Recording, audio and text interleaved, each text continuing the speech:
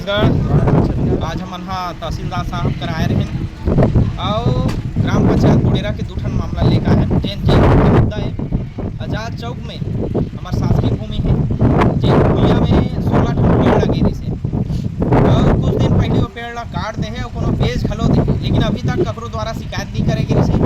आज वो शिकायत ला लेकर है कि वो जोन पेड़ काटे है ओकर जाँच किया जाए और जेन बेचे है दोषी है ओकर ऊपर कार्रवाई किया जाए। काबर आज सरकार उदीम चलावत है एक पेड़ ना के नाम, लेकिन 16 ठन पेड़ काट के बेच दे है तो कैसे कोनो शिकायत नहीं करते। तो तहसीलदार करा आज आवेदन जमा करे हन तो जांच करही और जेन भी दोषी हुई ओकर पर कार्रवाई करही।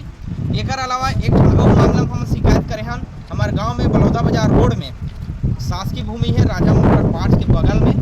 वो भूमि में रात का 2 बजे एक ठन बोर करे है बिना परमिशन बिना कहीं ककरो से परमिशन ले अनुमति लिए बगैर बोर कर दे है तो ओकरो शिकायत करे हन, ओकरो जांच किया जाए कि हमारे गांव के शासकीय भूमि में कैसे बोर करी का ओकर साजिश होही कि वो शासकीय भूमि में बोर करवा के मैं कब्जा कराऊँ।